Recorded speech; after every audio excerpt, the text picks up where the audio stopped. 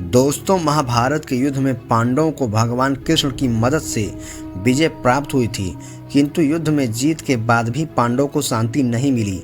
उनका जीवन भी कष्टों और चुनौतियों से भरा हुआ था।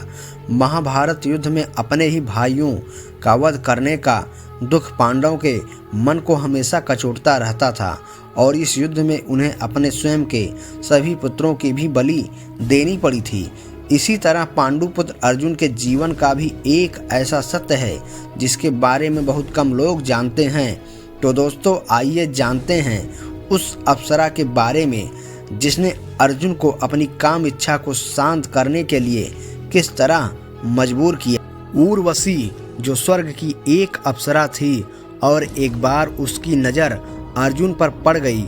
एक दिन स्वर्ग में चित्रसेन अर्जुन को संगीत और नृत्य की शिक्षा दे रहे थे और उस समय वहां पर इंद्र की अप्सरा उर्वशी आ गईं और उसे अर्जुन का बल और आकर्षण बहुत पसंद आया। उसने पांडुपुत्र अर्जुन पर मोहित होकर उससे विवाह करने की इच्छा जताई। उर्वशी ने अर्जुन से कहा कि मैं तुमसे विवाह करके अपने मन की इच्छा को तृप्त करना चाहती हूँ। उर्वशी के इन शब्दों को सुनकर अर्जुन ने कहा, देवी, हमारे पूर्वजों ने आपसे विवाह करके हमारे वंश का गौरव बढ़ाया था। इस नाते आप हमारी माता समान हैं। मैं आपके साथ विवाह नहीं कर सकता हूँ। अर्जुन की इन बातों को सुनकर उर्वशी को अपमान महसूस हुआ। क्रोधित होकर उर्वशी ने कहा कि तुमने नपुंसकों जैसे वचन कहे हैं और तुम्हारी इस बात से नाराज होकर मैं तुम्हें 1 साल तक नपुंसक होने का श्राप देती हूँ। इतना कहकर उर्वशी वहाँ से चली गई और उसने अर्जुन की एक बात ना सुनी।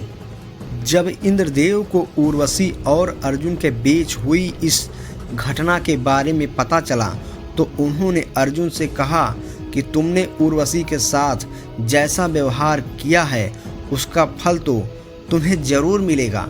अज्ञातवास के दौरान तुम्हें इस श्राप का लाभ होगा। अज्ञातवास के 1 साल के दौरान ही तुम नपुंसक रहोगे और अज्ञातवास पूर्ण होने के बाद तुम्हें दोबारा पुंसत्व की प्राप्ति होगी।